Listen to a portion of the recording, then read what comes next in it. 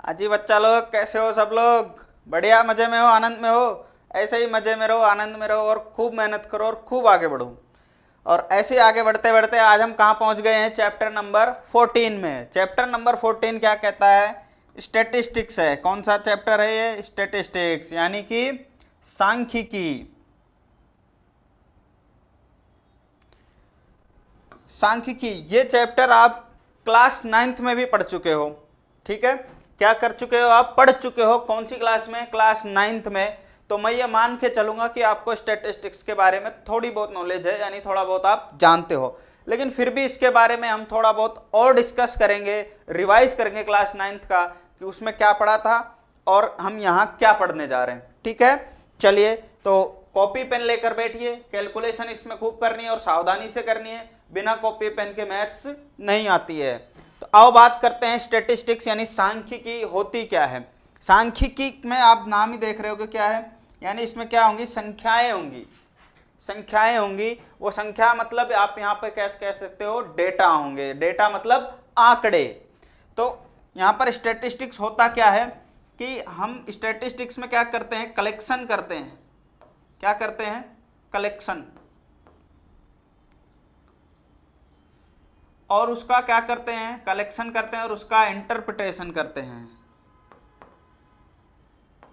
Collection and interpretation of data. यानी पहले हमने क्या किया? डेटा को कलेक्ट किया, फिर उसका इंटरप्रिटेशन क्या किया और ये है क्या चीज, यानी वो डेटा हमें क्या इंफॉर्मेशन दे रहा है। ठीक है, यानी आंकड़ों को हमने क्या किया? इकट्ठा किया। फिर उन आंकड़ों को इकट्ठा करके हमने उसको ऑब्जर्व किया, स्टडी की उसकी, तो हमें यानी कि हमें क्या मिल जाती? कुछ डिटेल्स मिलती हैं, कुछ रिजल्ट मिलते हैं कि यहाँ क्या चल रहा है, कि क्या क्या चीज़ें हमारे सामने हैं, वो उसकी बात होती है यहाँ पर। जैसे फॉर एग्जाम्पल आप समझ सकते हो कि अगर हम बात करें कि कोई डेटा आपके सामने रख दिया कि किसी भी डिस्ट्रिक्ट में या किसी स्टेट में क्या है कि 25 साल से कम के कितने लड़के हैं या कितनी लड़कियां हैं, तो आप क्या करोगे? एक एक को काउंट करोगे। पहले तो क्या करोगे? एक एक को काउंट करोगे घर घर जा करके, बहुत मुश्किल होगी। फिर आप क्या करोगे? उन डेटा को आपने कलेक्ट किया कि 1 साल के इतने बच्चे हैं, इतने लड़के हैं, इतनी लड़कियां हैं, 2 साल के इतने लड़के हैं, इतनी लड़कियां हैं। एक एक डेटा कलेक्ट करोगे अलग अलग, 2 साल के, 3 साल के, 4, 5, ऐसे अलग अलग डेटा कलेक्ट करोगे। सोचो, आपने लिख तो लिया, एक डायरी में लिख लिया, फिर अगर आपसे कोई पूछे तो क्या करोगे कि कितने हैं? तो सबको जोड़ोगे, बैठ के जोड़ोगे कि नहीं जोड़ोगे? बैठ के जोड़ोगे। तो बताओ दिक्कत होगी कि नहीं होगी? होगी। लेकिन आपने क्या किया? उसको ऐसे भी लिख सकते हो आप कि 0 से 25 साल तक, 0 से 25 साल तक के कितने लड़के हैं और कितनी लड़कियां हैं। तो जैसे ही आपसे कोई पूछेगा, यहां पर सामने लिखा हुआ रहेगा, मान लो कितना लिखा है? 1 लाख। तो तुरंत देख के बता दोगे क्या है? 1 लाख है, 1 सेकंड में, क्योंकि आपने डेटा कलेक्ट कर रखा है। लेकिन अगर ऐसे पूछेगा तो आपको क्या करना पड़ेगा? सबको जोड़ना पड़ेगा। ठीक है, ये तो हुई नॉर्मल सी बात, इसके बारे में आप थोड़ा बहुत जानते भी होंगे। तो हम यहाँ पर क्या करेंगे? यहाँ पर क्या करने जा रहे हैं? 9th क्लास में क्या किया था? 9th क्लास में आपने डेटा पढ़े थे। अब डेटा कितने टाइप के थे? 2 टाइप के। कौन कौन से थे? एक डेटा था अपना अनग्रुप्ड और एक कौन सा था? ग्रुप्ड। एक डेटा कैसा था? Ungrouped data. और सेकंड कौन सा था? Grouped data. याद आ रहा है क्या? अरे याद आ रहा है क्या? कुछ ऐसा ही कुछ पढ़ा था, अनग्रुप्ड डेटा और ग्रुप्ड डेटा। अब अनग्रुप्ड कौन से होते हैं और ग्रुप्ड कौन से होते हैं? देखो क्या है, यहां पर एक क्वेश्चन लेते हैं, उसके जरिए इसको समझने की कोशिश करते हैं कि यह ग्रुप्ड डेटा और अनग्रुप्ड डेटा होता क्या है, किसको बोलते हैं। तो यहां पर आपको दिख रहा होगा क्या दिया हुआ है कि कोई 10th क्लास के अंदर 10 बच्चों के मार्क्स लिए मैथ्स के अंदर। छोटा सा क्वेश्चन ले रहे हैं, बिल्कुल सिंपल सा। 10th क्लास के अंदर से कोई 10 बच्चे उठाए, उन 10 बच्चों के हमने देखा मैथ्स में कितने कितने नंबर आ रहे हैं। तो क्या देखा हमने? एक के 10 आ रहे हैं, कॉपी में लिखते गए कि एक के 10 आ रहे हैं, एक के 20 आ रहे हैं, एक के 36 आ रहे हैं, दूसरे के भी 36 हैं, तीसरे के भी 36 हैं, ऐसे ही 4 बच्चों के 40 हैं, 3 बच्चों के 50 हैं, 2 के 56 और एक के 60 हैं। हमने लिख लिया, बिल्कुल ठीक है। अब हमने क्या किया? एक तो हम ऐसे भी लिख सकते हैं और एक हम ऐसे लिस्ट बना सकते हैं। लिस्ट बनाते ही है, कितने नंबर आए, 10 नंबर कितने बच्चे का है, 1। 20 नंबर कितने बच्चे का है, 1। 36 कितने आए का है, 1। फिर 36 एक बच्चे के और आए हैं, फिर 36 एक और बच्चे के आए हैं, ऐसे एक एक लिख दिया। यानी हमने क्या किया, इंडिविजुअली नंबर्स यहाँ पर लिख दिए। कैसे लिख दिए, इंडिविजुअली, यानी पहले इसका लिख दिया, फिर इसका लिख दिया, फिर इसका लिख दिया, अलग अलग बच्चों के, जिसमें कि अपन नाम भी लिख देते हैं ना आगे। जैसे यहाँ पे लिख दिया, कोई नाम है, किसी का नाम है सोहन, किसी का नाम है मोहन, किसी का नाम क्या है रोहित, ऐसे अलग अलग नाम हो सकते हैं। ऐसे अलग अलग नाम हम लिखते हैं ना, ध्यान होगा आपको, अलग अलग नाम लिख करके हमने उसके आगे मार्क्स लिख दिए। तो ये क्या हो गया, एक इंडिविजुअल डेटा हो गया। क्या हो गया, इंडिविजुअल हो गया। तो हम इस सीरीज को क्या बोलते हैं, इंडिविजुअल सीरीज। इंडिविजुअल सीरीज, या फिर हम कह सकते हैं इंडिविजुअल फ्रीक्वेंसी। इंडिविजुअल फ्रीक्वेंसी, ये बात ठीक है, ये बात समझ में आ गई, ठीक। यानी यहाँ पर मार्क्स है और नंबर ऑफ स्टूडेंट्स को हम क्या बोलते हैं, फ्रीक्वेंसी बोलते हैं। क्या फ्रीक्वेंसी है, कितने लोगों के हैं, ठीक। फ्रीक्वेंसी या पढ़ चुके होंगे 9th क्लास में, फिर भी दोबारा देख लेते हैं। फ्रीक्वेंसी मतलब कि कितनी बार वो रिपीट हो रहा है, कितने लोगों के हैं। एक तो आप इस तरह से नंबर लिख सकते हो इंडिविजुअली, इंडिविजुअल सीरीज बना के।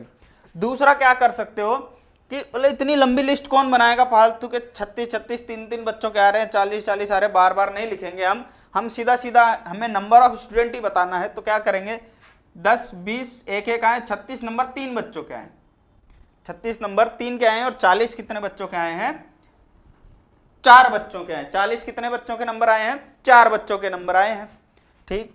ऐसी 50 3 के, 56 2 के, 60 1 के। तो हमने यहां पर क्या किया, फ्रीक्वेंसी क्या हो गई, यहां पर ये फ्रीक्वेंसी आ गई, यानी 10 की फ्रीक्वेंसी है 1, 20 की फ्रीक्वेंसी है 1, 36 की फ्रीक्वेंसी है 3। इसका मतलब क्या है, 36 की फ्रीक्वेंसी कितनी आ रही, 3 आ रही है, यानी कि 36 3 बार है, यानी 36 3 बच्चों के नंबर आ रहे हैं, ठीक। ये तो है फ्रीक्वेंसी। अब इस सीरीज को क्या बोलते हैं, इस सीरीज को बोलते हैं डिस्क्रीट सीरीज। कौन सा, डिस्क्रीट सीरीज। और ये दोनों ही किस टाइप के डेटा हैं, ये दोनों ही अनग्रुप्ड डेटा हैं। कैसे हैं, अनग्रुप्ड डेटा। ये दोनों अनग्रुप्ड डेटा है, ये ग्रुप्ड डेटा है, और ये देख के ही पता चल रहा है आपको, ग्रुप्ड डेटा आपको देख के ही पता चल रहा है कि यहां पर क्या है, ग्रुप बना रखा है ना कि 10 से 25 वालों का ग्रुप, यानी वो ग्रुप जिसमें बच्चों के 10 से 25 तक नंबर आए हैं, 10 से 25 के बीच में नंबर आए हैं, उनका एक ग्रुप बनाया। वो कितने बच्चे हैं, 2 बच्चे। 25 से 40 के बीच में नंबर लाने वाले 3 बच्चे हैं, इनका एक अलग ग्रुप बन गया। 40 से 55 नंबर लाने वाले 7 बच्चे, इनका एक अलग ग्रुप बन गया। और 50 से 70 नंबर लाने वाले बच्चे कितने हैं, 3 हैं, इनका एक अलग ग्रुप बन गया, ठीक। इसलिए ये डेटा जो है हमारे पास कैसा है, ये ग्रुप्ड डेटा। ये बात समझ में आ गई, ठीक है। अब यहां पर ये तो 9th क्लास में भी पढ़ चुके हैं अपन, यहां क्लास 10th में क्या पढ़ेंगे, हम ग्रुप्ड डेटा के बारे में पढ़ेंगे। 9th क्लास में भी आपने निकाला होगा, क्या निकाला होगा, मीन, मोड, और क्या निकाला था, मीडियन। मीन, मोड और मीडियन, ये हमने निकाला था। वहां पर किसका निकाला था, अनग्रुप्ड डेटा का। क्लास 10th में हम किसकी निकालेंगे, ग्रुप्ड डेटा का। यानी इस ग्रुप्ड डेटा का हम क्या निकालेंगे, मीन, मोड और मीडियन। मीन निकालेंगे, मोड निकालेंगे और मीडियन निकालेंगे, ठीक है। मीन, मोड और मीडियन, यानी 14.1 चैप्टर अपना रहेगा मीन का, 14.2 अपना रहेगा मोड का, और 14.3 रहेगा मीडियन का। क्लियर, ये बात आ गई समझ में, ठीक है। अब हम 14.1 चालू करते हैं, जिसमें हम क्या बात करेंगे, मीन की, ओके, मीन की। और इसके बारे में जैसे जैसे कुछ जो इंफॉर्मेशन आपको देनी, जो चीजें बतानी, वो आगे ही क्वेश्चन के साथ साथ बताते रहेंगे, ठीक है। तो ध्यान से सुनिएगा, और जो इंपॉर्टेंट बातें हैं उसको कॉपी में नोट करते रहिए। अब चलते हैं आगे। अब ये आया अपने पास the marks obtained by 30 students. अब की बार क्या आ गया, सेम क्वेश्चन वैसा ही है, अब की बार बच्चे ज्यादा हो गए। पहले 10 बच्चों का लिया था हमने, अब क्या किया, 30 बच्चों का ले लिया, 30 बच्चों का लिया। तो यहां पर करना क्या है कि 30 बच्चों के नंबर आए हैं 100 में से मैथ्स में, तो हमें क्या फाइंड करना है, मीन। क्या फाइंड करना है? मीन, यानी कि माध्य बताना है। मीन का मतलब क्या होता है? माध्य होता है। देखो यहां बता देता हूं, मीन मतलब क्या होता है? माध्य। मोड क्या होता है? बहुलक। क्या होता है? बहुलक।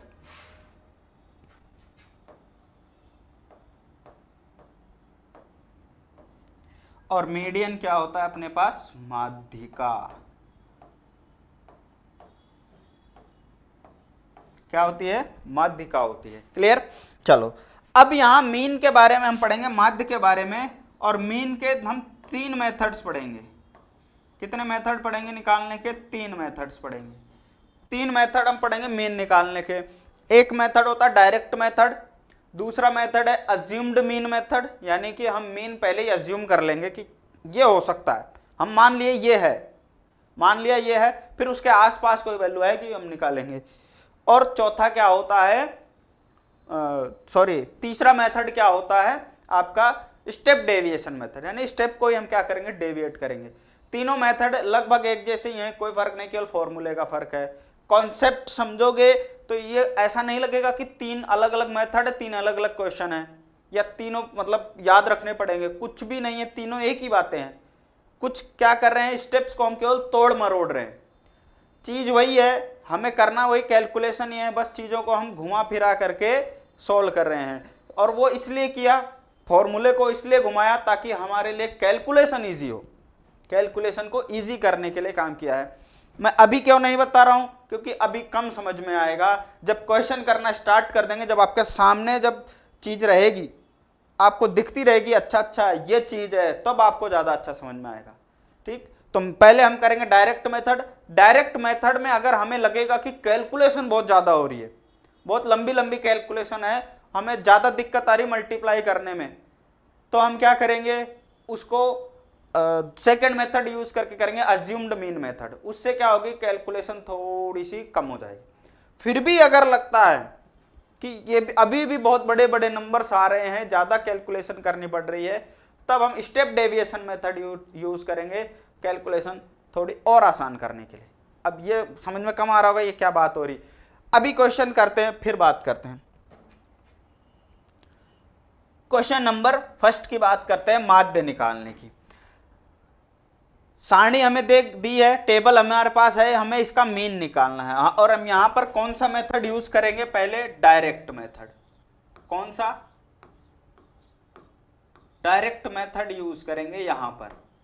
मीन निकालने का डायरेक्ट मेथड क्या होगा, कैसे करेंगे? ध्यान से सुनिएगा। यहां पर हमारे पास टेबल है, इस टेबल को देखो ऐसे भी बना सकते हैं। कैसे? ऐसे। यहां पर मैं लिख देता हूं मार्क्स ऑब्टेन्ड,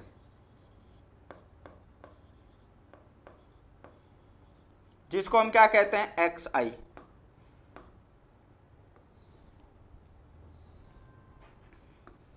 और सेकंड क्या है? Number of students, number of students, जिसको हम क्या कहते हैं? FI। इसमें एक चीज और निकलती है, FI XI। अब ये कहां से आ गया? FI XI क्या है? FI XI मतलब हम इन दोनों को मल्टीप्लाई करके यहां पे लिखते हैं। ऐसा क्यों करते हैं आए वो भी समझते हैं। अब मीन, हमने कहा कि मीन निकालेंगे, और मीन आपने पहले भी निकाला होगा और आपको पता चला होगा कि मीन कुछ नहीं है, एक तरह से एवरेज होता है। क्या होता है? एक एवरेज निकालना क्या होता है? एक मीन होता है। ठीक, एवरेज कैसे निकालते थे अपन? कोई 5 नंबर अगर हमें दिया हुआ हो, जैसे मान लो कोई भी 5 नंबर, कोई 5 ऑब्जर्वेशंस कह लो, कोई 5 ऑब्जर्वेशन या कोई 5 डेटा कह दो, कोई आंकड़े हैं, मान लो कौन से? X1 है, X2 है, X3 है, X4 है, ऐसे ही X, चलो पहले 5 ले लेते हैं, 5 तक ले लेते हैं, फिर N की बात करेंगे। कितने हैं? 5 हैं। ध्यान से समझना, 5 हमारे पास कोई डेटा है, कोई भी ऑब्जर्वेशन है।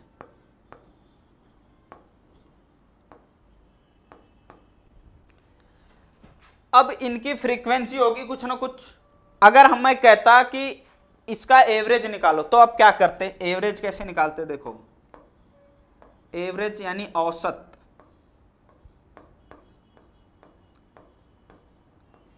औसत क्या आता है, औसत आप जानते हो एवरेज कोई ना कोई बीच की वैल्यू आती है, आती कि नहीं आती, कोई सेंटर में कोई वैल्यू मिलती है। तो हम कैसे करते हैं इसको, हम ऐसे करते x1 plus x2 plus x3 plus x4 plus x5 upon कितने हैं ये, 1 2 3 4 5।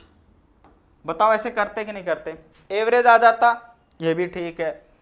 अब अगर मान लो ऐसा होता, ऑब्जर्वेशन को मैं यूं कर दूं कि यहां पर एक x1 है, x1 फिर से आ गया, x3 फिर से आ गया, ठीक है, यहां पर x4 फिर से आ गया,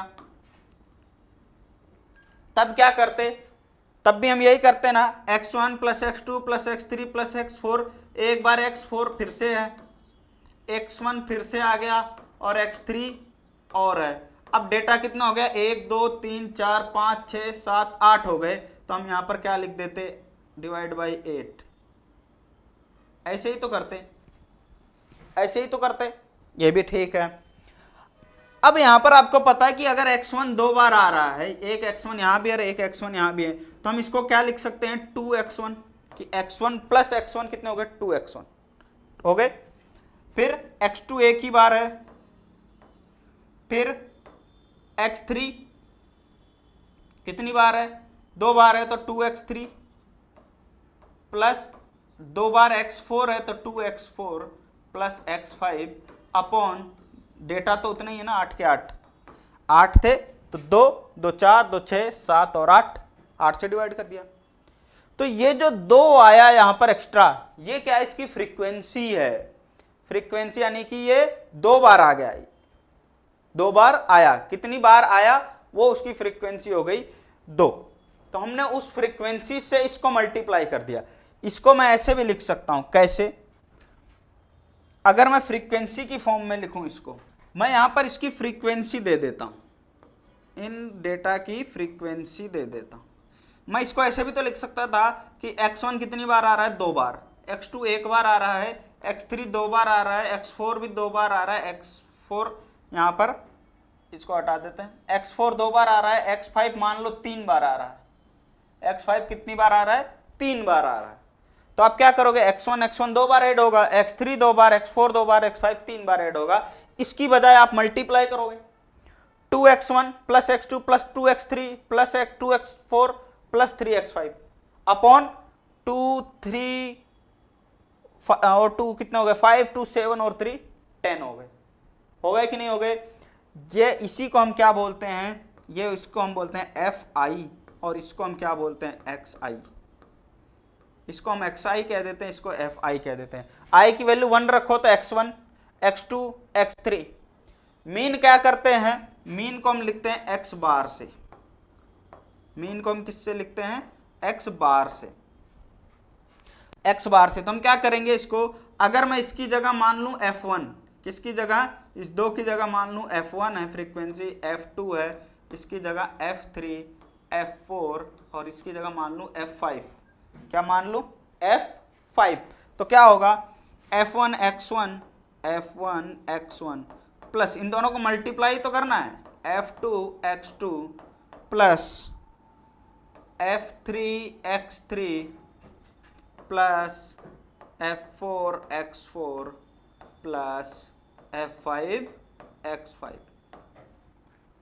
अपॉन, टोटल कितने थे, 5 थे, 1 2 3 4 5 हैं, तो f1 यानी frequency f1 plus f2 plus f3 plus f4 plus f5। कितनी बार ऐड हुआ, अगर यहां 2 होता तो 2 लिखते, यहां 3 होता तो 3 लिखते, 4 होता तो 4 लिखते, 1 होता तो 1 लिखते, 10 होता तो 10 लिख देते। कितनी बार आया उतनी बार तो जोड़ना ही पड़ेगा ना। तो ये हो गया। अब अगर ये n तक होता तो हम इसको क्या लिख देते, यहां पर fn xn, और ये भी कहां तक जाता, fn तक। खूब सारे हो सकते हैं। हम इसको और कैसे लिखते हैं, x बार को हम ऐसे लिखते हैं, समीशन fi xi, और कहां तक जोड़ते हैं, 1 से लेके n तक, फिर summation i is equal to 1 to n fi। अरे ये चीज समझ में नहीं आई, देखो क्या है, ये जो सिंबल यहां पर बनाया है इसको बोलते हैं समीशन, यानी सिग्मा इसका नाम होता है, सिंबल का नाम है सिग्मा। और हम किस लिए यूज करते हैं इसको, ऐड करने के लिए, चीजों को जोड़ने के लिए। ये ग्रीक सिंबल है, ग्रीक लेटर कह सकते हो, जिसको हम यूज करते हैं जोड़ने के लिए। अब कहां से कहां तक जोड़ना है वो हम यहां नीचे मेंशन करते हैं। नीचे लिखते हैं जहां से शुरू करना है, ऊपर लिखते हैं जहां तक खत्म करना है। नीचे हमने लिख दिया i इज इक्वल टू 1, यानी 1 से जोड़ना है कहां तक, n तक। और i मतलब यहाँ i ये दे रखा है, i की जगह वैल्यू रखोगे 1 तो यहाँ क्या आ जाएगा f1 x1, f1 x1। फिर प्लस समीशन मतलब सम करना है, तो प्लस लगाएंगे साइन बीच में, फिर i की जगह रखेंगे 2 तो प्लस f2 x2, i की जगह रखेंगे 3 तो f3 x3, कहां तक, n तक चलता जाएगा। मान लो 5 होते तो n की जगह 5 आ जाता तो 5 तक जोड़ते। ऐसे ही नीचे f1 प्लस f2, i की वैल्यू रखते जाओ, f1 plus f2 plus f3। लेकिन क्या ऐसे लिखना है क्या बार बार, ऐसे नहीं लिखना है। आप इसको थोड़ा सा आसान करने के लिए या लिखने के कन्वीनियंस के लिए आप इसको सिर्फ और सिर्फ ऐसे भी लिख सकते हो, F I x I upon summation F आई, केवल इतना लिखना है। ठीक है, तो मीन का फॉर्मूला हमारे पास क्या आ गया टोटल। हम मीन का क्या फॉर्मूला लिखेंगे, देखो ये बात समझ में आ गई क्या, यहां तक समझ में आ गया, क्लियर है। समझ में नहीं आया हो तो वीडियो को एक बार दोबारा देख लेना। अब यहां पर मैं लिखने जा रहा हूं मीन का फॉर्मूला, कि फाइनल फॉर्मूला हमारे पास मीन का क्या आएगा।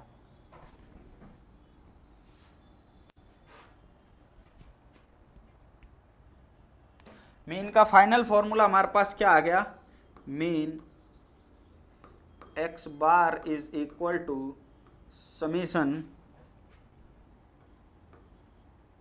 F I x I upon summation F I, ये फाइनल फॉर्मूला है। ठीक, अब आप कहोगे ये summation F I x I कहाँ है, समीशन एफ आई कहाँ से लेकर आएंगे, हम कहाँ से लाएंगे। अब समझो यहां पर ये टेबल है, इस टेबल को मैं ऐसे भी लिख सकता हूं, यानी मार्क्स कितने आए हैं, मार्क्स ऑब्टेन्ड 10, 20, 36 और 40, 50, 56, फिर 60, 70 और 72, 80, 88, 92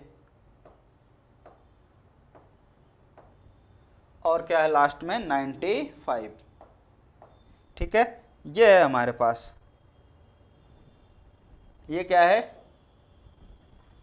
मार्क्स आए हैं बच्चों के क्या आए हैं, मार्क्स आए हैं। अब नंबर ऑफ स्टूडेंट कितने हैं, 1 है। 20 नंबर लाने वाले कितने हैं, 1 है। 36 नंबर लाने वाले कितने हैं, 3 हैं। 40 वाले 4 हैं। 50 वाले कितने हैं, 3 हैं। 56 वाले 2 हैं। 60 वाले 4 हैं। 70 वाले 4 हैं। 72 वाले 1 हैं। 80 वाले भी 1 हैं। 88 वाले 2, 92 वाले 2, 92 नंबर लाने वाले कितने हैं, 3, और 95 लाने वाला यानी 95 नंबर लाने वाला कितना है, 1 है। क्लियर, आ गई बात समझ में। ठीक है,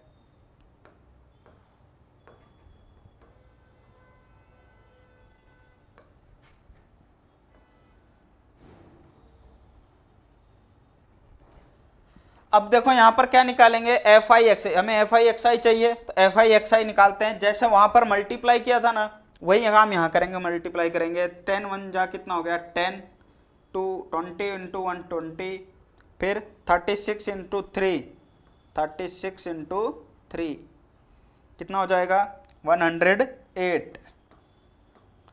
फिर ये होगा 40 इंटू 4, 160, ये कितना हो जाएगा 150, और ये कितना हो जाएगा 112, ये 60 इंटू 4 240, 70 इंटू 4 280, 72 इंटू 1 कितना हो गया 72, 80 इंटू 1 कितना हो गया 80, 88 इंटू 2 कितना हो गया 176, 92 इंटू 3 कितना होगा, 3 2 जा 6 और 3 9 जा 27 और ये लास्ट में क्या आ गया 95। ठीक, आ गया समझ में, क्या आएगा 95 आएगा। अब ये देखो यहाँ पर हम summation of F I x i और समीशन ऑफ एफ आई क्या कहाँ से लाएंगे, ये जो इसको जोड़ोगे लास्ट में यहां पर लिखेंगे, कहां पर लिखेंगे, यहां नीचे लास्ट में लिखेंगे। तो यहां लिखेंगे, जिसको मैं यहां पर लिख के बता देता हूं, यानी इसको मैं जोड़ूंगा, उसको मैं क्या लिखूंगा, समीशन एफ आई एक्स आई, ये आएगी वैल्यू किसकी, इन सबको जोड़ने के बाद, यहां पर इन सबको जोड़ने के बाद इसकी वैल्यू आएगी। आएगी क्या, देखो कैसे आएगी, जोड़ते हैं इसको, तो 8 और 2 10, 2 12, 6 18, 18 और 6 24 और 5 29, कितना हो गया 29, कैरी गया 2, 2 और 2 4 और 1 5, 6 11 और 5 16, 1 17, 4 21 और 8 29, 29 और 7 36, 36 और 8 44, 7 4 11 51 और 7 58, 58 और 9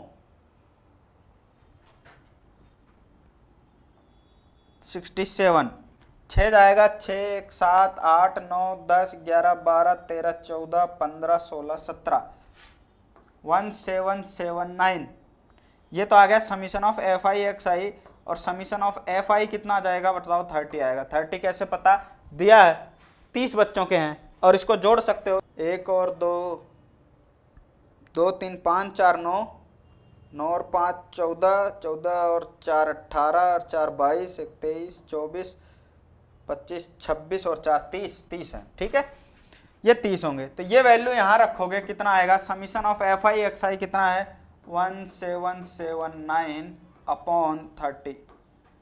ठीक है, इसको 3 से डिवाइड करोगे, 3 दाएं 30 आएगा, और यहाँ कितना आएगा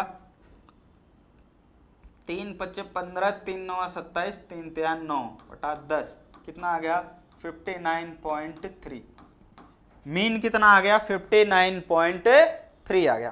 क्लियर, ये जो मेथड हमने यूज में लिया इसको क्या बोलते हैं, डायरेक्ट मेथड। क्या बोलते हैं इसको, डायरेक्ट मेथड, मीन निकालने का डायरेक्ट मेथड। ठीक, अब आगे के दो मेथड कब करेंगे, जैसे देखो यहां पर आया वैल्यूज हमारे पास कुछ थोड़ी सी बड़ी बड़ी लग रही थी, हालांकि इसमें तो कोई दिक्कत नहीं हुई, बहुत सिंपल सी छोटी छोटी वैल्यूज थी, अपन कर सकते हैं। फिर भी कभी ऐसा लगे कि बहुत ज़्यादा बड़ी बड़ी वैल्यूज है तो हम आगे के मेथड भी यूज कर सकते हैं, वो भी उसकी बात करेंगे। तो ये क्वेश्चन हो गया, ये बात आपको समझ में आई कि नहीं आई, हमने इसका मीन निकाल दिया। अब आगे देखो, चलो इसी क्वेश्चन को क्या करते हैं अपन, दूसरे मेथड से भी निकालते हैं। कौन सा मेथड से, अज्यूम्ड मीन मेथड से। कौन सा मेथड लगाएंगे हम, अज्यूम्ड मीन मेथड। लेकिन अज्यूम्ड मीन मेथड निकालने के लिए हमें एक काम करना पड़ेगा। क्या काम करना पड़ेगा, जैसे देखो अब ये ठीक है, डेटा अपने पास कम थे, लेकिन अगर डेली लाइफ की बात करें हमारे पास और भी बहुत सारे डेटा होते हैं, बहुत सारे डेटा होते हैं, बहुत मतलब हजारों में होते हैं। जब हजारों में होते हैं तो हम ऐसे इंडिविजुअली नहीं कर सकते। ये कैसी थी, इंडिविजुअल टाइप की अनग्रुप्ड डेटा है। ये कैसा है, अनग्रुप्ड डेटा है। कैसा डेटा है ये, अनग्रुप्ड डेटा है, यानी इंडिविजुअल मार्क्स दे दिए अपन को और डिस्क्रीट सीरीज बना दी। डिस्क्रीट सीरीज की तरह से अपन ने इसको डिस्क्रीट मैनर में सॉल्व कर दिया। ठीक है, चलिए आगे बात करते हैं। हम किसकी बात करेंगे, नेक्स्ट क्या करेंगे, अपन बात करेंगे किसकी, नेक्स्ट मेथड की, और वो मेथड कौन सा है, अज्यूम्ड मीन मेथड। कौन सा मेथड करेंगे, अज्यूम्ड मीन मेथड।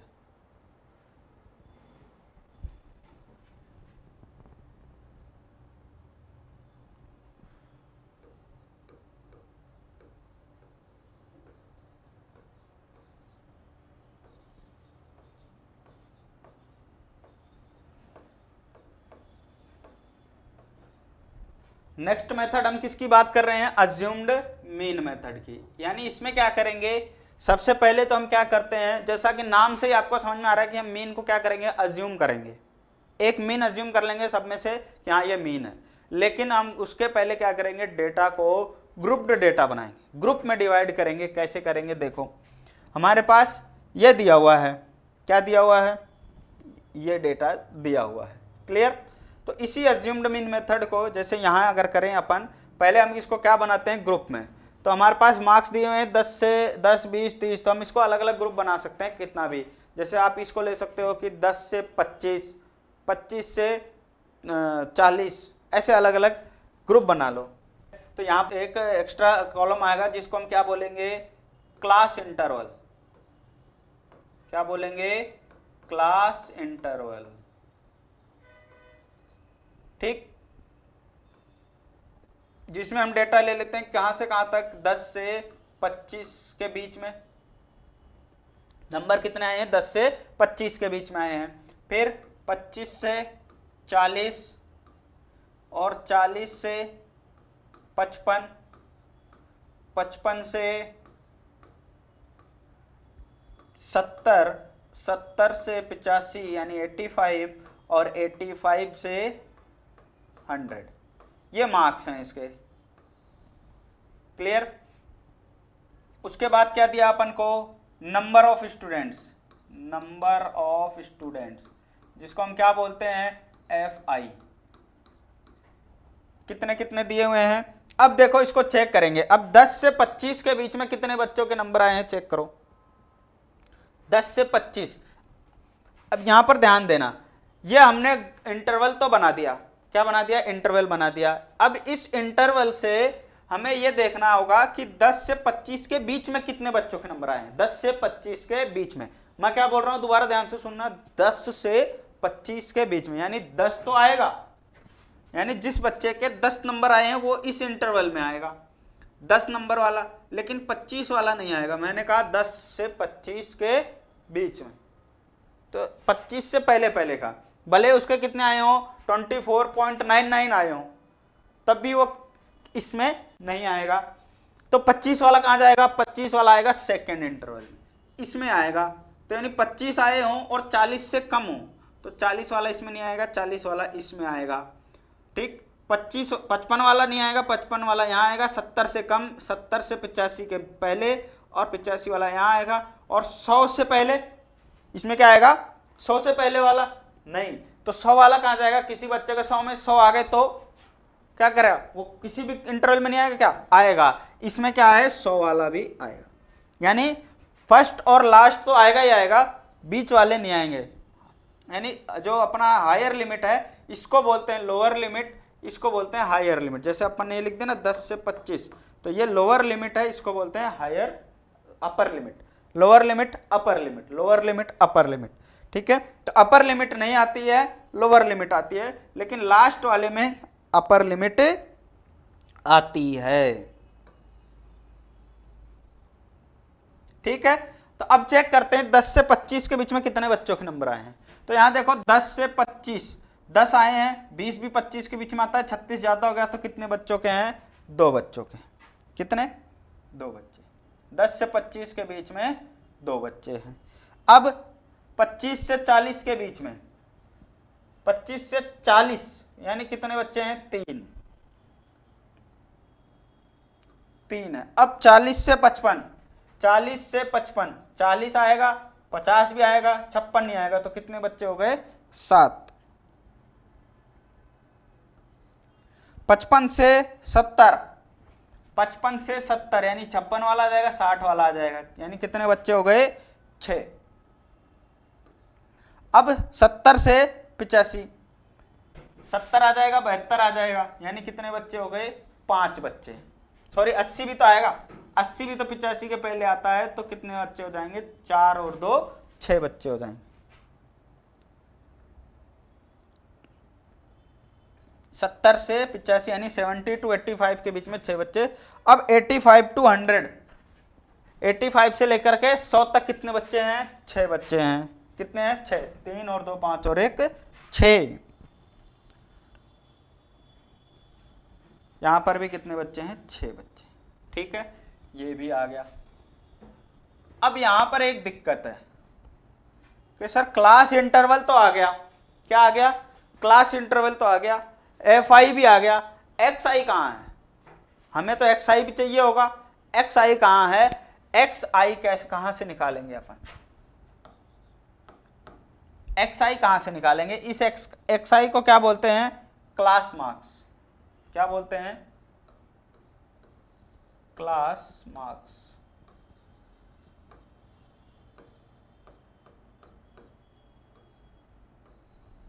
ये है अपना एक्स आई। ये कहां से निकलेगा बताओ? क्लास मार्क्स कैसे निकालते हैं? देखो ध्यान से, क्लास मार्क्स निकालने का कोई बहुत ही हार्ड फॉर्मूला नहीं है, सिंपल सा चीज है। क्या निकालते हैं अपन कि अपर लिमिट, या ऐसे कह सकते हो lower limit plus upper limit upon 2। यानी क्या किया? एक तरह से एवरेज निकाला। अब हम निकालते हैं इसका क्या? Class marks. क्लास मार्क्स क्या होगा?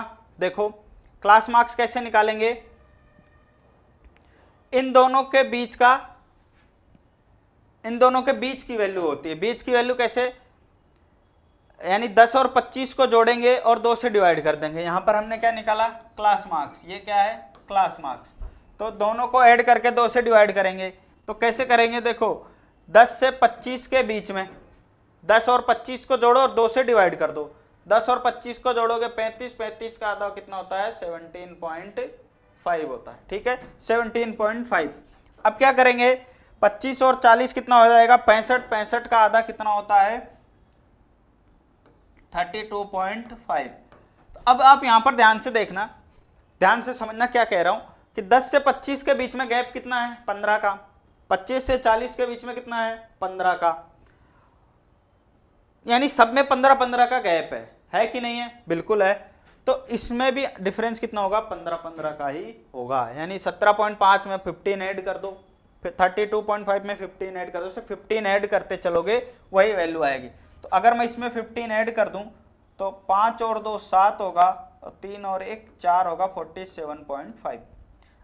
चेक कर लो, चाहे 55 प्लस 40 कितना होता है? 95, और 95/2 कितना होगा? 47.5 होगा। ठीक, अब इसमें 15 ऐड कर दूं तो कितना हो जाएगा? 7 और 5 12 भाई, 47 और 10 57, 57 और 5 62 हो जाएगा। ठीक है, फिर इसमें 15 जोड़ोगे तो 62 और 10 72, 72 और 5 कितना हो गया? 77.5। फिर 77 और 10 87 और 5 92, 92.5 आएगा। ठीक, ये आ गया हमारे पास एक्स आई। अब क्या निकालेंगे? एफ आई एक्स आई निकालेंगे। तो ये तो कितना हो जाएगा? 17 दूनी 34 और 1 35 हो जाएगा। ये कितना हो जाएगा? 3 5 जा 15 पॉइंट लगाएंगे, 3 दूनी 6 और 1 7 और 3 दिया 9। ये कितना हो जाएगा? 7 बचे 35 के 5 हासिल 3 7 7 49 50 51 52 हासिल 5 7 चौक 28 और 5 33। ये कितना हो जाएगा? 6 पंचे 30 पॉइंट लगाया, 6 दूनी 12 और 3 15 हासिल 1 6 छिंगे 36 और 1 37। ये कितना हो जाएगा? 6 पंचे 30 6 सत्ते 42 और 3 45 के 5 हासिल 4 6 सत्ते 42 और 5 47। ये कितना हो जाएगा? 6 पंचे 30 3 6 दूनी 12 और 3 15 5 हासिल 1 6 9 54 और 1 55। ठीक है, अब क्या करेंगे? Summation of F I x i निकालेंगे। Summation of F I x i क्या होगा? 5 और 5 10 0 1 जाएगा, 5 और 1 6 7 13 और 2 15 5 20 5 25 5 30 0 कैरी जाएगा 3 0 कैरी हो गया 3, तो हो गया 3 3 6 9 6 15 3 18 7 25 7 32 5 37 और 1 38।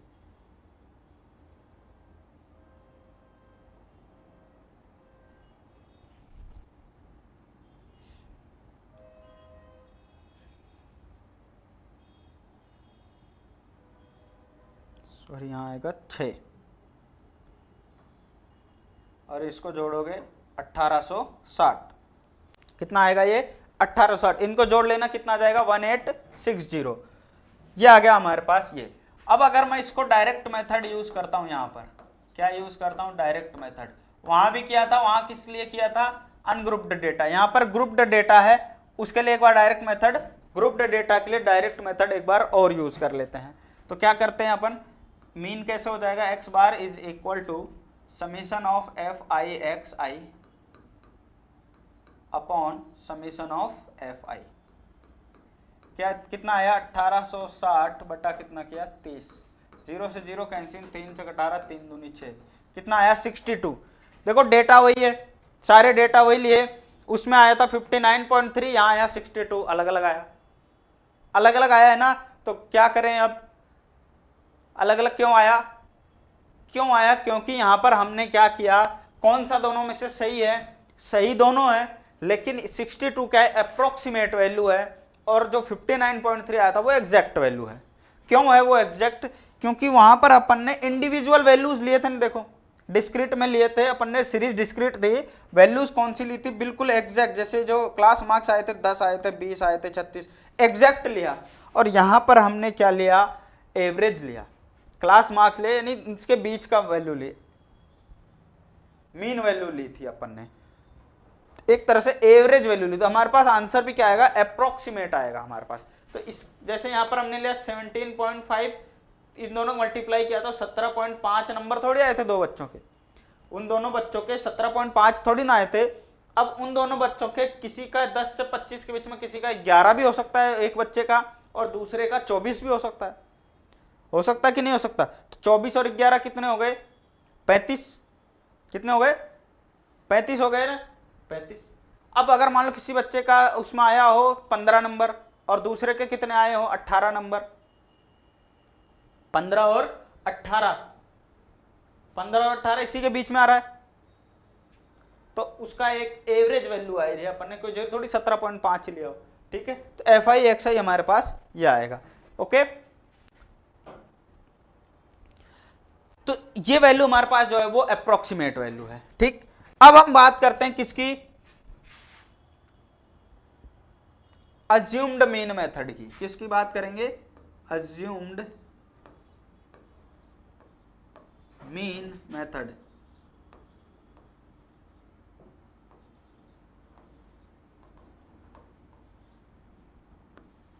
किसकी बात करने जा रहे हैं, अज्यूम्ड मीन मेथड की। अज्यूम्ड मीन मतलब हम यहां पर एक मीन अज्यूम करेंगे, क्या करेंगे, मीन अज्यूम करेंगे।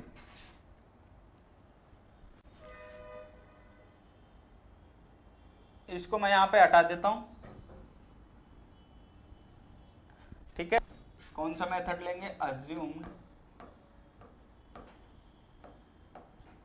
Mean, assumed mean method use करेंगे। इसमें हम एक मीन मान लेते हैं जिसको हमने नाम दे दिया ए, हमने एक मीन अज्यूम कर लिया, स्मॉल ए अज्यूम कर लिया कि ये क्या है, मीन है।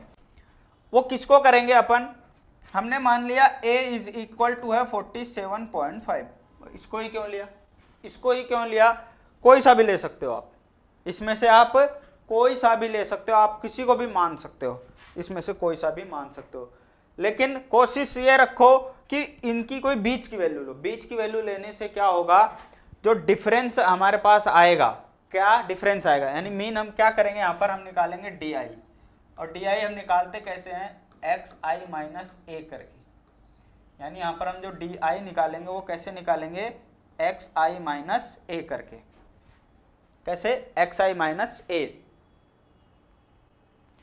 यानी हम क्या करेंगे, एक्स आई में से इस जो हम पर ने माना है उसको किस में से घटाएंगे, इसी में से ही घटाएंगे, इसी में से। तो हम एक्स, देखो ये भी ध्यान रखना कि अज्यूम, जो मीन हम अज्यूम करेंगे वो किस में से करेंगे, एक्स आई में से, ठीक, और उसको घटाएंगे भी किस में से, एक्स आई में से।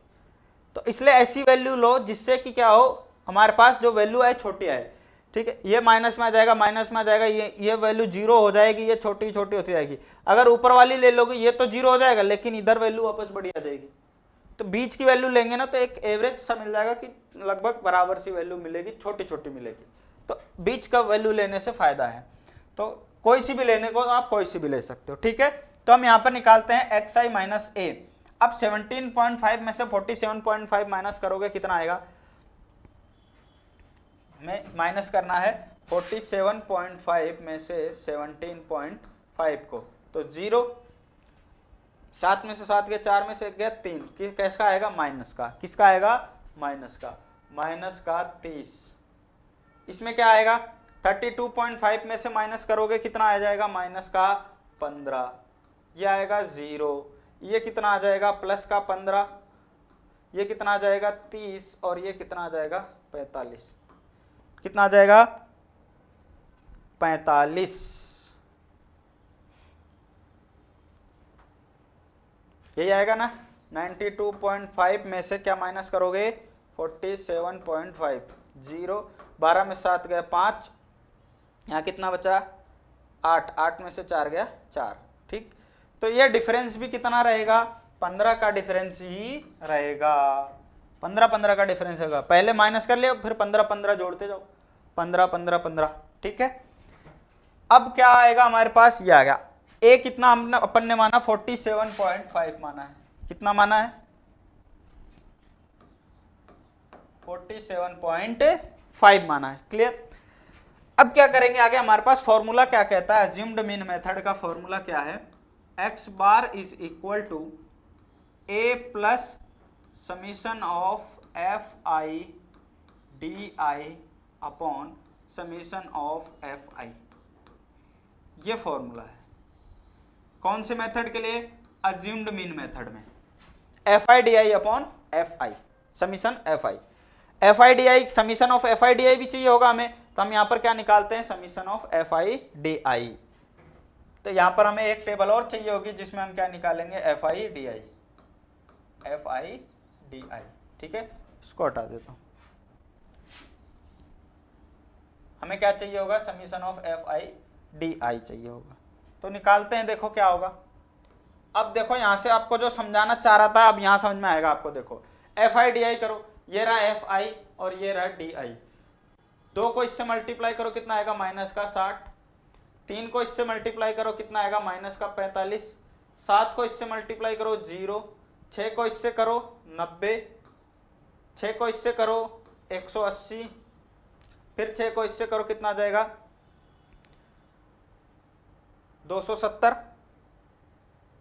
270 आएगा भाई, 45 दूना 90, 90 तिया 270, ठीक है। 6 पंचे 30, 6 चौक 24 और 3। अब बताओ ये वाला मल्टीप्लाई करना इजी था एफ आई एक्स आई या एफ आई डी आई, आप खुद बताओ, f I x i easy था या f I D i easy पड़ा। F I D i easy हुआ, यानी कि हमने क्या किया, चीज तो वही है तो एफ आई डी आई भी क्या है, एफ आई एक्स आई है, एक्स आई भी क्या है, डी आई है, लेकिन हमने क्या किया, इसको छोटे कर दिए, आंकड़े जो थे हमारे पास, डेटा थे थोड़े छोटे कर दिए ताकि हमारे पास कैलकुलेशन करने के लिए थोड़ी सहूलियत मिल जाए, थोड़ा इजी हो जाए, ठीक है। तो कितनी जल्दी मल्टीप्लाई हो गया। अब यहाँ पर देखो हम क्या निकालेंगे, summation of F I D I, क्या निकालेंगे यहाँ पर, summation of F I D I.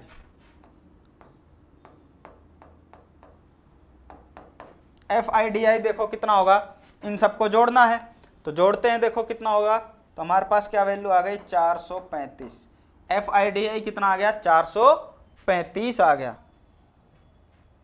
435, okay. अब हमारे पास क्या फॉर्मूला कहता है अज्यूम्ड मीन मेथड का, कि a plus summation of F I D I upon summation of F I. a की वैल्यू हमारे पास है 47.5 plus F I D I कितना आया 435 upon summation of F I कितना होगा 30। तो 47.5 प्लस 5 से डिवाइड करो कितना जाएगा,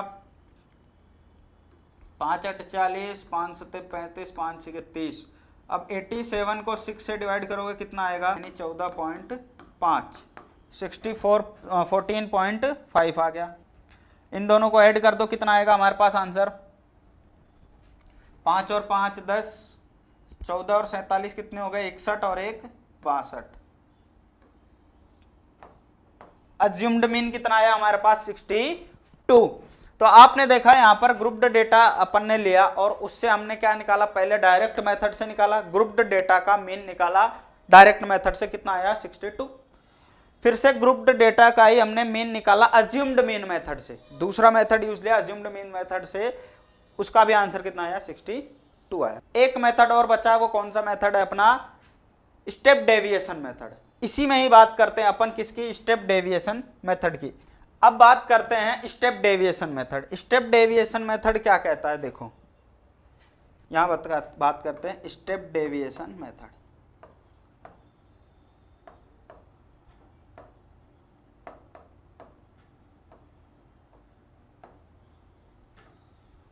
स्टेप डेविएशन मेथड से हम मीन कैसे निकालते हैं कि x bar is equal to a plus, यानी एक a तो होगा ही हमारे पास, a वैसे ही निकालेंगे, a होगा हमारे पास, प्लस क्या करेंगे अपन यहाँ पर, प्लस हम यहाँ पर करेंगे एक h से मल्टीप्लाई, और क्या होगा साथ में summation of F i u i, यहाँ पर एक नया क्या आ जाएगा, यू आई आएगा upon summation of F I, ये रहेगा। यहाँ पर क्या आएगा, a प्लस एच, एच क्या है यहाँ पर, ये क्लास इंटरवल है, क्लास इंटरवल के बीच में कितना डिफरेंस है h, जैसे 10 और 25 के बीच में कितना डिफरेंस है 15 का, तो वो h यहाँ पर ये वैल्यू है, क्लास इंटरवल डिफरेंस है क्लास इंटरवल का। Summation of F i u i यहाँ पर क्या है, अब यहाँ पर एक नया आता है, वो क्या आता है यू आई, ठीक है, यू आई निकालेंगे। तो जब हम स्टेप डेविएशन मेथड यूज करेंगे तो हमें क्या क्या, एक तो एक्स आई नहीं चाहिए, तो एफ आई एक्स आई भी नहीं निकालेंगे, ठीक है, डी आई चाहिए होगा, लेकिन एफ आई डी आई नहीं निकालेंगे। तो डी आई यू आई होता क्या है, यू आई होता है डी आई अपॉन एच होता है, यू आई क्या होता है, D I upon H, D I क्या है अपना यहाँ पर एक्स आई माइनस ए, तो D I upon H, H की वैल्यू यहाँ पर कितनी है 15, एच कितना है 15 है, एच कहाँ से देखेंगे, इन दोनों के बीच में जो क्लास इंटरवल है उनके बीच में डिफरेंस कितना है, ठीक है, वो देखेंगे, यानी upper limit minus lower limit करेंगे, जो आएगा वही क्या है एच है। तो देखो डी आई हमारे पास कितना आया 30, माइनस का 30 है, 15 से डिवाइड करोगे कितना आ जाएगा माइनस का 2, ये कितना आएगा माइनस का 1, ये 0, ये 1, ये 2 और ये 3, ये आ गया। देखो फिर क्या निकालेंगे, f i u i, F i u i निकालेंगे, तो एफ आई यू आई देखो क्या होगा, मल्टीप्लाई करो एफ आई को, अब आप देखो वैल्यूज क्या हो गई, और भी छोटी हो गई ना, वैल्यू क्या हो गई और भी छोटी हो गई, यानी स्टेप डेविएशन मेथड क्या करता है, वैल्यूज को और भी छोटा कर देता है। तो अब देखो मल्टीप्लाई करना और भी आसान हो गया, हमारे पास एफ आई कहाँ ये रहा, तो 2 2 जा 4 माइनस का 4, 3 1 जा 3 माइनस का 3, 7 है 7 0 0, फिर क्या बचा 6 6 1 जा 6, 6 2 जा 12 और 6 3 जा 18, ये है। अब यहाँ से हमें क्या चाहिए होगा, summation of F i u i, ये चाहिए, ऐड कर दो, देखो क्या आएगा, 12 और 6 18, 18 18 कितने होते हैं 36, 36 में से 7 माइनस कर दो कितने बच गए, 36 में से 6 गए तो 30, 7 और एक और माइनस कर दो कितना आ जाएगा 29, कितना 29, क्लियर है, आगे बात समझ में 29, तो आंसर कितना हो जाएगा हमारे पास, ये वाला फॉर्मूला यूज करेंगे तो x bar is equal to,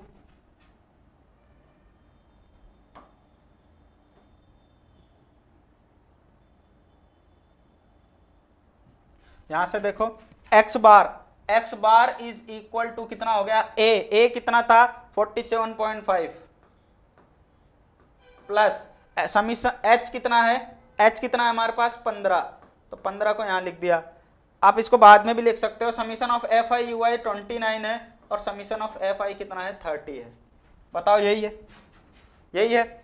अब देखो क्या हो गया 47.5 प्लस ये कटेगा 15 दूनी कितना हो जाएगा 30 हो जाएगा, और ये कटेगा कितना हो जाएगा 14.5 हो जाएगा, फिर से देखो 47.5 40 और 14.5 कितना हो जाएगा 62 हो जाएगा, बताओ कितना हो जाएगा 62, आंसर सेम वही आया, आंसर तो वही आ रहा है। तो हमने यहाँ पर तीनों मेथड अप्लाई किए, और तीनों मेथड से अपन ने क्या सीखा कि एक तो हमारे पास 3 मेथड है, तीनों मेथड में कब कौन सा यूज करेंगे, अब आपके मन में ये क्वेश्चन आ रहा होगा कि कब हम कौन सा यूज करें, हमें क्या पता चलेगा, कैसे पता चलेगा, देखो अगर आपके पास एफ आई और एक्स आई की वैल्यूज छोटी छोटी हैं, मतलब छोटी हैं जिसको आप आसानी से मल्टीप्लाई कर सकते हो, जिसमें टाइम नहीं लगेगा, तब तो आप डायरेक्ट मेथड यूज कर लो, ठीक है। अगर आपको लगता है कि यार एफ आई एक्स आई ज्यादा बड़ा बड़ा आ जाएगा, मल्टीप्लाई करने में सर दिक्कत आएगी, तो दिक्कत आएगी तो आप अज्यूम्ड मीन मेथड यूज कर सकते हो, उससे वैल्यूज थोड़ी और छोटी हो जाएंगी। फिर भी अगर आपको लगता है कि ये भी बड़ी बड़ी वैल्यूज हैं और भी ज्यादा बड़ी वैल्यूज आ गई हैं कि वो ज्यादा बड़ी बड़ी आने वाली है, बहुत दिक्कत आने वाली है मल्टीप्लाई में, तो आप स्टेप डेविएशन मेथड यूज कर सकते हो। ठीक है। और एक और बात, डी आई आपने निकाला, डी आई तो आप निकालोगे, अगर डी आई में कोई कॉमन फैक्टर आ रहा है, डी आई में कोई भी एक कॉमन फैक्टर, जैसे यहां 15 एक फैक्टर क्या है इसके अंदर कॉमन है, 15 कॉमन है, सब में आ रहा है, तो अगर डी आई के अंदर कोई भी एक फैक्टर कॉमन आ रहा है तो आपका स्टेप डेविएशन मेथड लगाना बहुत ही मतलब कन्वीनियंट होगा, इजी रहेगा, आसान हो जाएगा आपके लिए। वैल्यूज देखो कितनी छोटी छोटी आ गई, डायरेक्ट कट गया ना, कॉमन फैक्टर आया 15, वही एच था, फटाफट कट गया, छोटी छोटी वैल्यूज हो गई। बताओ हो गई कि नहीं हो गई? तो आसान है ना। तो समझ में आ गया आपको कब कौन सा मेथड यूज करना है। ज्यादा बड़ी वैल्यूज हो तो आप अज्यूम्ड मीन या स्टेप डेविएशन मेथड यूज कर सकते हो। ठीक, क्लियर? उम्मीद करता हूं आपको ये अच्छी तरह से समझ में आ गया होगा। क्वेश्चन नंबर एग्जाम्पल फर्स्ट अपन ने तीनों मेथड से समझा। अब अपन आगे बात करेंगे नेक्स्ट लेक्चर में, तब तक के लिए आपको क्या करना है, प्रैक्टिस करने हैं अगले एग्जाम्पल्स और क्वेश्चंस, आपको तीनों मेथड से प्रैक्टिस करने हैं ताकि आपके लिए बहुत ही आसान हो जाए।